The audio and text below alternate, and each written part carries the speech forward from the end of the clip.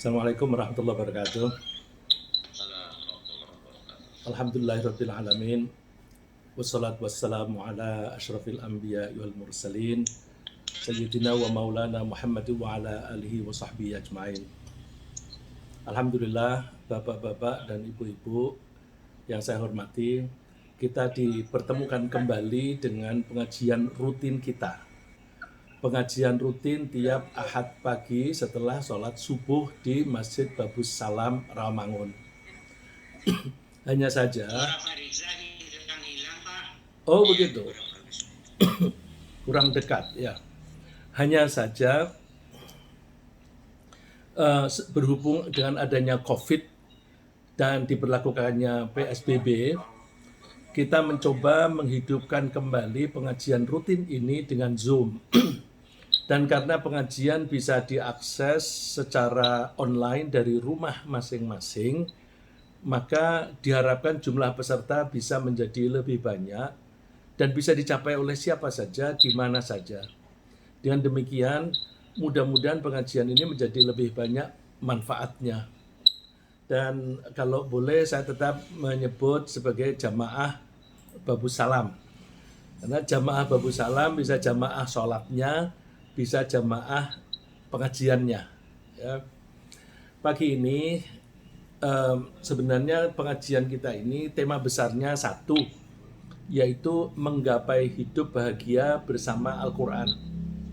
Jadi kapanpun kita bertemu kembali, kita membahas sesuatu yang tema besarnya menggapai hidup bahagia bersama Al-Quran. Karena saya meyakini bahwa kalau kita menerapkan ajaran Al-Quran untuk kehidupan kita sehari-hari, insya Allah pasti kita bahagia. Ya. Maka kita mengambil judul, atau bukan judul ini, tema. Ya. Tema besar kita ini nanti dalam prakteknya pada setiap pertemuan kita akan membahas topik-topik yang berkaitan dengan perilaku sehari-hari. Ketika kita membahas itu sambil kita berintrospeksi, apakah kita selama ini telah berperilaku sesuai dengan ajaran Al-Quran atau tidak. Berperilaku sesuai dengan Al-Quran ini penting, dan ini termasuk sunnah Rasul. Ya, saya ingin menekankan sunnah Rasul itu tidak hanya berdasarkan hadis. Karena ketika sahabat Anas bin Malik dan Ibu Aisyah ditanya bagaimana akhlaknya Rasulullah, mereka berdua ketika ditanya secara terpisah, jawabannya serupa. Khuluquhu Al-Quran. Akhlaknya Rasulullah adalah Al-Quran. Jadi kalau kita belajar berperilaku menyesuaikan diri dengan Al-Quran, itu sebenarnya kita mengikuti sunnah Rasul. Saya perlu menekankan ini karena ada satu dari orang-orang yang mengikuti pengajian saya tiba-tiba hilang. Saya tanya kepada saudara mereka, kenapa dia tidak pernah hadir lagi? Katanya, dia tidak suka pengajian saya karena saya jarang ngutip hadis, yang dikutip hanya Al-Quran. Mungkin dia tidak mengetahui hadis Anas dan Ibu Aisyah tadi, bahwa akhlaknya Rasulullah adalah Al-Quran. Oleh karena itu, kalau kita ingin mengikuti Rasulullah, mengikuti jejak Rasulullah dalam kehidupan sehari-hari, ya pedomannya Al-Quran. Ya, kita introspeksi pada diri kita sendiri setiap pembahasan. Kalau perilaku kita sudah sesuai dengan Al-Quran, alhamdulillah, kita lanjutkan dan kita coba untuk memperbaikinya lagi. Tapi kalau ada perilaku kita yang tidak atau belum sesuai dengan ajaran Al-Quran, kita berusaha mengubah perilaku kita sambil menyesuaikan diri dengan ajaran Al-Quran. Nah, pengajian kita ini adalah dalam rangka ngecek tadi, ya, ngecek untuk introspeksi. Jadi pengajian kita mudah-mudahan tidak nyalah-nyalahkan orang lain. Ya. Kita tidak menyalah-menyalahkan orang lain, tetapi kita coba introspeksi pada diri kita sendiri masing-masing. Aku sudah sesuai atau belum? Termasuk saya sendiri. Saya bicara, apakah perilaku saya itu sudah sesuai dengan apa yang saya bicarakan. Karena saya ingin berbicara apa yang sudah saya pakai. Ya, saya ingin berbicara yang saya pakai. Bukan saya berbicara mengatakan apa yang saya tahu. Nah, jadi bukan berdasarkan saya tahu, tapi saya sudah mencoba melaksanakannya. Ya, dengan begitu maka saya mengajak bapak-bapak dan ibu-ibu, mari kita bersama-sama berusaha menyesuaikan diri kita dengan Al-Quran sehingga perilaku kita sejalan dengan itu. Saya mengambil tema bahagia itu karena setiap orang, siapapun, kalau ditanya apakah engkau mencari bahagia, jawabannya pasti iya. Hanya orang gila saja yang kalau ditanya apakah kamu ingin bahagia, lalu dia menjawab tidak. Hanya orang gila. Orang yang sehat pikirannya pasti menjawab iya. Ya, oleh karena itu tema bahagia itu saya kira penting karena relevan kepada setiap orang, siapa saja, agamanya apapun, itu pasti mencari kebahagiaan. Cuma saya mengajak, ayo mencari kebahagiaan yang insya Allah eternal, yang insya Allah abadi, karena kebahagiaan yang kita cari ini bukan hanya kebahagiaan di dunia saja, tapi juga kebahagiaan di akhirat. Untuk pagi ini, insya Allah kita akan membahas topik bahagialah orang yang sehat jasmani dan rohani. Ya. Saya ulang, bahagialah orang yang sehat jasmani dan rohani. Sesuai dengan topik ini, kita berharap bahwa seseorang yang pada saat ini sehat secara jasmani dan rohani, seharusnya dia bisa merasakan kebahagiaan hidup. Kalau tidak bisa merasakannya, maka kita perlu telusuri, jangan-jangan ada pola pikir yang kurang pas sehingga kita tidak bisa merasakan kebahagiaan itu. Rasulullah SAW bersabda, "Qad aflaha man aslama wa ruziqa kafafa wa qanna'ahu Allahu bima atah." Artinya, sungguh sangat beruntung seorang yang berserah diri kepada Allah, memperoleh rizki yang cukup, dan Allah menganugerahkan kepadanya sifat qanaah. Sifat qanaah adalah sifat yang merasa cukup dan puas terhadap apa yang Allah berikan kepadanya. Jadi, ada berserah diri, ada mendapatkan rezeki yang cukup, dan ada rasa puas, bisa menerima apapun yang diberi oleh Allah. Dari hadis ini, kita bisa menarik pelajaran antara lain bahwa kalau kita ingin beruntung seperti yang dikemukakan oleh Rasulullah SAW, kita mesti menata hati kita agar kita berserah diri. Bahasanya Rasulullah adalah aslama. Aslama itu berserah diri kepada Allah.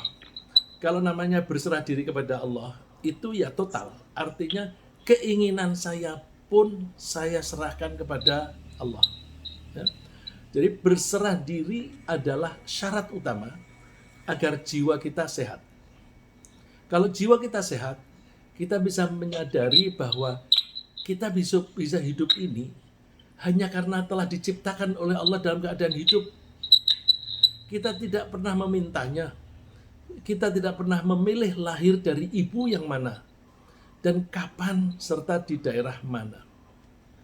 Dengan jiwa yang sehat, tentu akalnya sehat, kita bisa memahami bahwa Allah sangat menyayangi kita dengan membekali oksigen yang melimpah, memberi air yang cukup, memberi tanaman dan binatang yang memadai sehingga kita bisa makan. Allah juga memberi kita problem. Mohon maaf saya bilang, Allah juga memberi kita problem. Problem itu penting. Ya? Allah juga memberi kita problem sehingga kita bisa belajar. Kita itu bisanya belajar kalau ada problem. Kalau nggak ada problem, kita nggak belajar. Misalnya kalau pelaut itu melaut, kalau airnya tenang sekali, nggak ada problem. Pelaut itu tidak bisa tangguh. Pelaut hanya bisa tangguh kalau dia sudah berpengalaman mengatasi ombak gelombang yang besar-besar. Jadi kalau kita ingin pandai, makin pinter, mesti kita mau menghadapi problem dan mengatasinya. Jadi dengan begitu, kalau orang yang sehat, itu begitu ada problem. Pak Ustadz, Ya, suaranya terputus-putus ini. Banyak teman-teman partisipan yang inform ke saya putus-putus. Apa mungkin lebih dekat lagi soundnya? bisakah misalnya bapak-bapak dan ibu-ibu di mute semua sementara? Di mute. Semua Pak. Ya, karena kalau tidak di mute, maka yaitu suaranya terpengaruh. Jadi sementara biarkan saya sendiri yang tidak di mute. Ya, baik, bisa kita lanjutkan. Jadi Allah itu mendidik kita dengan cara memberi problem. Maka dengan problem itu kita berusaha mengatasinya. Kalau kita berusaha mengatasinya, maka di situ ada pengalaman dan ilmu pengetahuan, lalu muncul percaya diri. Jadi orang yang sehat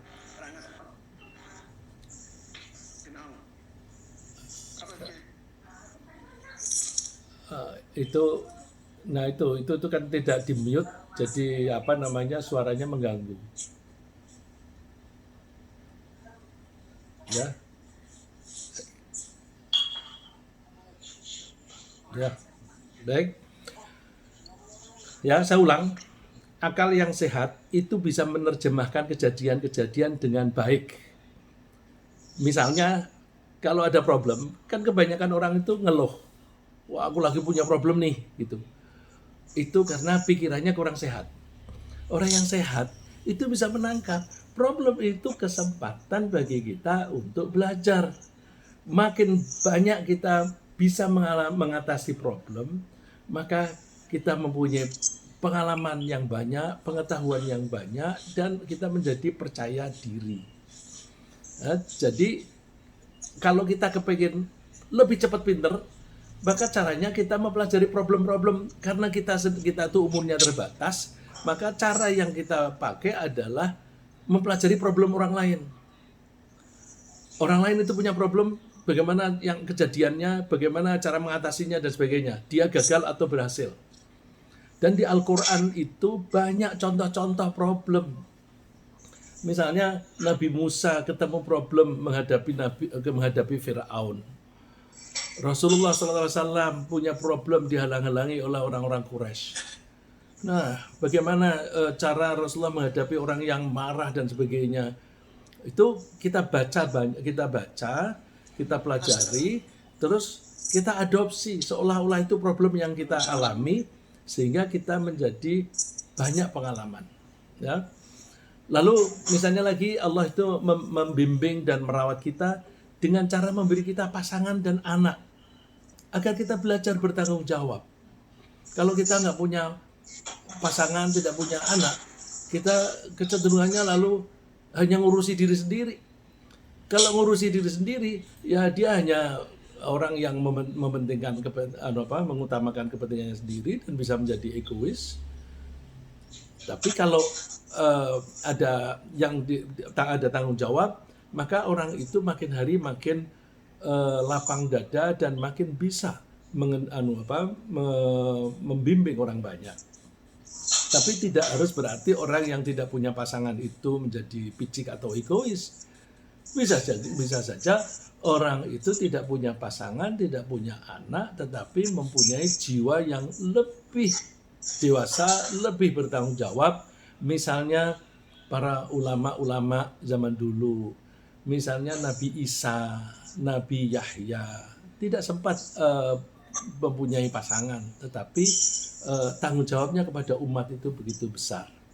Jadi jiwa yang sehat dengan hati yang tunduk kepada Allah yang Maha Kuasa adalah modal utama untuk kebahagiaan.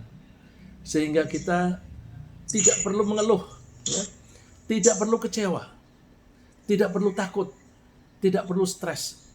dan tidak perlu depresi. Perasaan-perasaan negatif tersebut adalah indikasi bahwa jiwa seseorang sedang tidak sehat. Jiwa yang sehat dimulai dengan sikap tunduk kepada yang Maha Mengatur. Contoh yang diberikan oleh Allah di dalam Al-Quran adalah Nabi Ibrahim. Wa inna min syi'atihi la Ibrahim idh ja'a rabbahu biqalbin salim. Ini adanya di surat As-Saffat, surat 37, ayat 83 dan 84. Terjemahannya, dan sesungguhnya Ibrahim benar-benar termasuk golongannya Nabi Nuh. Ketika dia, Ibrahim, datang kepada Tuhannya dengan hati yang tunduk, biqalbin salim. Salim itu kata sifat, tadi yang dikatakan oleh Rasulullah, aslama, itu kata kerja. Jadi aslama dan salim sama. Kata bendanya itu Islam. Dalam hadis tadi yang saya kutip Rasulullah SAW, beliau juga menyatakan bahwa di samping berserah diri kepada Allah, orang yang beruntung merasa telah diberi rezeki yang cukup. Dan Allah menganugerahkan kepadanya sifat qanaah. Sifat qanaah itu sifat merasa cukup dan puas terhadap apa yang Allah telah berikan kepadanya. Rezeki yang cukup artinya secara jasmani dia mendapatkan persediaan makanan dan fasilitas yang memadai. Dia merasa puas dan bisa menerima pembagian dari Allah untuk kebutuhannya sehari-hari. Merasa puas ini penting, karena jika seseorang tidak merasa puas, dia akan banyak berkeluh kesah. Atau dia merasa harus bekerja lebih keras lagi, sehingga dia terlalu sibuk, terlalu capek. Atau yang lebih buruk lagi adalah bahwa ia berusaha mengambil hak orang lain dengan cara mencuri, menipu, atau korupsi. Padahal banyaknya rizki tidak harus berkaitan dengan kerja keras. Ada orang yang pekerjaannya sedikit, tapi rizkinya banyak. Dan sebaliknya, ada orang yang pekerjaannya ringan, tetapi rizkinya, ada yang pekerjaannya ringan, tapi rizkinya banyak, dan sebaliknya ada yang kerja keras, tapi rizkinya sedikit. Pada kesempatan yang berbeda, Rasulullah SAW memberi gambaran bahwa orang yang merasa aman dan sehat bagaikan orang yang memiliki dunia. Sabda beliau, man asbaha minkum aminan fi sirbihi mu'afan fi jasadihi indahu qutu yaumihi faka'annama hizat lahud dunya. Barang siapa di antara kalian yang di pagi hari merasa aman di tempat tinggalnya, tubuhnya sehat, dan ia memiliki makanan untuk hari tersebut, maka seakan-akan dunia ini seluruhnya telah dihimpun untuknya. Hadis ini sahih, riwayat Tirmidzi dan Bukhari. Dari hadis ini bisa kita ambil pelajaran antara lain bahwa orang yang sehat jasmani dan rohani akan bisa menikmati indahnya hidup di dunia. Dikatakan bahwa seolah-olah dunia dihimpun untuk dia. Dia merasa memiliki dunia dan seisinya karena dengan rasa aman jiwanya dan sehat badannya, dia bisa bebas pergi kemana saja di dunia ini, dan dia bisa makan apa saja yang ada di dunia ini, tentu yang halal. Dia merasa aman, tidak ada yang perlu ditakuti, dan dia bisa makan apa saja tanpa ada pantangan. Lalu apa sebenarnya yang dikatakan sehat jasmani dan rohani? Secara awam, kita bisa mengatakan bahwa badan kita sehat bila kita tidak memiliki keluhan apapun tentang badan kita. Fungsi semua organ-organ dan bagian-bagian dari tubuh kita berjalan normal. Kita bernafas, misalnya bisa bernafas dengan lancar. Kita bisa makan dengan enak dan lancar. Kita bisa berjalan dan lari tanpa ada keluhan. Kita bisa membungkuk tanpa kesakitan. Kulit tidak gatal-gatal dan sebagainya. Apakah ini artinya kita tidak pernah merasa pegal atau gatal? Tentu, sehabis melakukan banyak pekerjaan kita bisa merasa capek atau pegal. Tapi capek atau pegal itu cepat hilang setelah istirahat. Begitu juga, apakah kalau sehat itu berarti tidak pernah gatal? Oh tentu, gatal juga. Setelah nyamuk menggigit bagian dari tubuh kita, tentu kita merasa gatal. Tapi gatal itu cepat hilang setelah kulit kita garuk atau kita cuci dengan sabun. Dengan demikian juga, jiwa kita sehat bila kita tidak ada keluhan. Mohon maaf. Jadi kalau kita tidak ada keluhan apa-apa, maka itu berarti jiwa kita sehat. Kalau ada orang yang suka marah-marah, itu berarti jiwanya tidak sehat. Kalau ada orang yang depresi, itu berarti jelas tidak sehat. Maka orang yang jiwanya sehat adalah orang yang tidak punya keluhan apa-apa tentang jiwanya, ya. Tidak ada rasa iri hati, tidak ada kedengkian dan sebagainya, ya. Jadi apakah orang yang sehat jiwanya itu tidak pernah merasa sedih?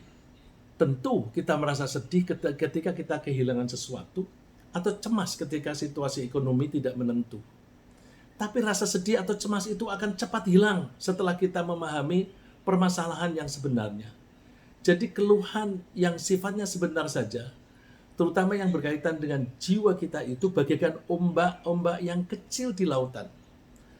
Lautan yang disertai dengan ombak-ombak kecil kita sebut lautannya tenang. Ya. Laut yang disertai dengan ombak-ombak besar saja yang dikatakan rough atau bahasa Indonesianya apa itu? Bahasa Inggrisnya itu lautnya itu berombak besar yang membahayakan. Ya. Lautan yang disertai dengan ombak kecil itu perumpamaan jiwa kita. Di dalam jiwa kita, kalau kita itu ada keluhan tapi hanya sebentar terus hilang, sebentar hilang, itu bagaikan ombak yang kecil di laut. Dan itu bisa kita katakan bahwa jiwa kita tenang. Tenang sama dengan tentram.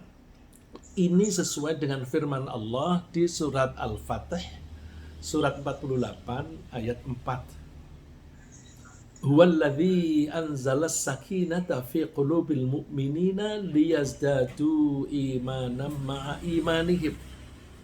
Dialah Allah yang telah menurunkan ketenangan di dalam hati orang-orang mukmin, supaya keimanan mereka bertambah di samping keimanan mereka yang telah ada. Menurut ayat ini, ketenangan itu diturunkan atau diberikan oleh Allah, bukan buatan kita. Kita tidak bisa membuat hati kita tenang. Hanya Allah yang bisa membuat hati kita tenang. Saya suka memberikan gambaran bahwa ketenangan itu akibat. Akibat itu yang bisa membuat hanya Allah. Kewajiban kita melakukan sebab. Ya.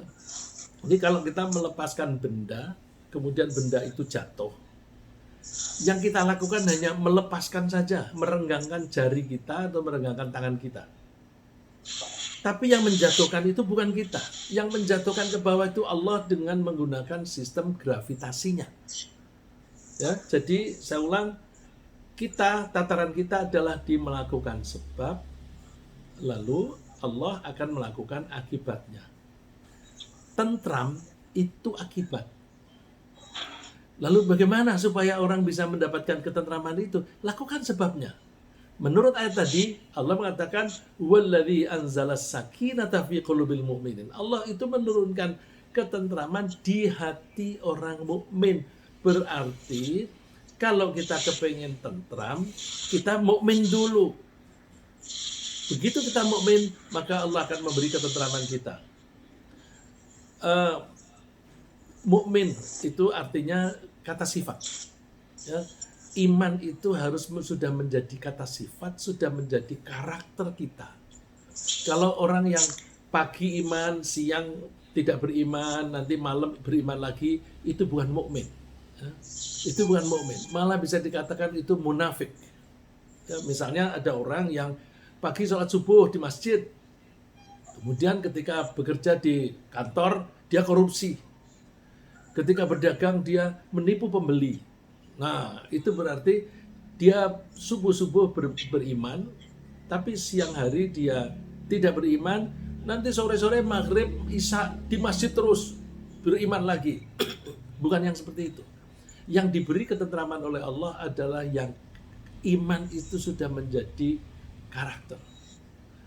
Nah, jadi kalau kita ingin hidup kita tentram, tugas kita adalah beriman. Lalu Allah akan memberikan ketentraman. Lalu siapakah orang yang dikatakan memperoleh ketenangan itu? Yang bisa memperoleh ketenangan adalah orang yang merasa aman. Nah, ini kata lain. Dengan kata lain, orang bisa merasa tentram kalau dia merasa aman. Seperti yang digambarkan oleh Allah di surat Al-An'am, surat 6 ayat 82. Alladzina amanu wa lam yalbisu imanahum bidzulmin ulaika lahumul amnu wa hum muhtadun. Orang-orang yang beriman dan tidak mencampur adukkan iman mereka dengan kelalaian, kezaliman, ya. Tidak mencampuri keimanan dengan kezaliman, mereka itulah orang-orang yang mendapat rasa aman, dan mereka itulah orang-orang yang mendapatkan petunjuk dari Allah. Jadi hati kita akan tentram saat kita merasa aman. Kita bisa merasa aman kalau kita beriman dan tidak mencampuri keimanan kita dengan kezaliman. Misalnya, jangan sampai kita beriman sambil melakukan kezaliman. Seperti sholat jalan terus, tapi korupsi juga jalan terus. Ya. Maka itu berarti mencampur aduk antara keimanan dan kezaliman. Ya. Mempersulit karir orang lain itu juga bertentangan dengan iman. Tidak mau antri, suka serobot-serobot, itu juga tidak beriman. Karena antri itu kan keadilan, bahwa orang yang datang lebih dulu mempunyai hak dilayani lebih dulu. Kalau ada orang nyerobot, berarti dia mengambil hak orang lain yang seharusnya dia bisa dilayani lebih dulu menjadi belakangan. Nah, ini banyak orang Indonesia yang tidak menyadari bahwa antri itu sifatnya Islami, sesuai dengan ajaran Islam. Tapi kenapa justru di Indonesia, terutama di Jakarta ini, orang-orang sulit antri. Padahal kalau pergi ke Eropa, pergi ke Singapura saja, itu orang-orang begitu tertib. Jadi ini karena orang-orang Indonesia, orang Muslimnya termasuk, itu tidak menjalani iman dalam bentuk perilaku, maka bangsa Indonesia terpuruk, tidak bahagia. Kembali ke ayat tadi, orang yang mencampuri keimanannya dengan kezaliman semacam itu, dia akan dihantui dengan rasa takut dan atau kesedihan. Kita bisa terbebas dari ketakutan kalau kita beriman dan berperilaku konsisten. Jadi omongan kita mengatakan beriman, perilaku kita konsisten sesuai dengan keimanan tadi. Konsisten artinya kita percaya bahwa Allah itu Tuhan kita mesti tunduk kepadanya, dan kita mesti menghindari larangan-larangannya. Nah, Allah memberikan gambaran bahwa orang yang bisa tentram itu adalah orang yang merasa aman, dan orang bisa merasa aman kalau dia terbebas dari takut dan sedih. Caranya adalah beriman dan kemudian perilakunya konsisten sesuai dengan ayat 13 surat Al-Ahqaf atau surat ke-46. Ayatnya, innal ladzina qalu rabbunallahu tsumma istaqamu fala khaufun 'alaihim wa lahum yahzanun. Sesungguhnya orang-orang yang mengatakan Tuhan kami Allah, kemudian mereka tetap istiqomah atau konsisten, maka mereka tidak tertimpa rasa takut dan tidak pula merasa sedih. Ya. Di samping merasa tenang, aman, terbebas dari rasa takut dan sedih, orang-orang yang beriman dan berperilaku konsisten dengan keimanannya, artinya tidak menodainya dengan kezaliman, mereka akan mengalami kehidupan yang indah. disertai dengan pengalaman-pengalaman yang serba indah sebagai imbalan dari perilakunya. Allah berfirman di surat Az-Zumar surat 39 ayat 10, "Qul ya ibadilladzina amanu taqu rabbakum lilladzina ahsanu fi hadhihi dunya hasanah wa ardullahi wasi'ah innama yuwaffas sabiruna ajrahum bighairi hisab." Katakanlah, hai hamba-hambaku yang beriman, bertakwalah kepada Tuhanmu. Orang-orang yang berbuat baik di dunia akan memperoleh kebaikan. Dan bumi ini luas bagi dia. Sesungguhnya hanya orang-orang yang bersabarlah, hanya orang-orang yang tekunlah yang diberikan pahala yang cukup tanpa batas. Menurut ayat ini, orang-orang yang berbakti kepada Allah, dengan kata lain bertakwa, dan berperilaku baik, maka mereka akan menikmati kehidupan yang baik di dunia. Dunia terasa luas sekali karena mereka merasa bebas pergi kemana-mana di dunia ini. Tidak seperti koruptor yang merasa dunia ini sempit dan terbatas, hanya di tempat-tempat tertentu, karena mereka takut ketahuan kejahatannya dan ditangkap. Koruptor seringkali rumahnya banyak. Kelihatannya rumahnya banyak, tapi dia tidak bebas. Dia kalau mau tinggal di rumah yang satu, nanti jangan-jangan ketahuan polisi, ketahuan yang berkuasa, yang sedang mencarinya, dan sebagainya. Sehingga rumahnya banyak di Jakarta, tetapi dia harus pergi ke luar negeri. Tidak berani masuk lagi ke Indonesia. Ya, itu berarti dunia menjadi sempit bagi mereka. Nah, orang-orang yang beriman dan konsisten, di akhirat pun mereka akan mendapatkan imbalan yang baik di surga. Allah berfirman di surat An-Nahl, surat 16 ayat 97.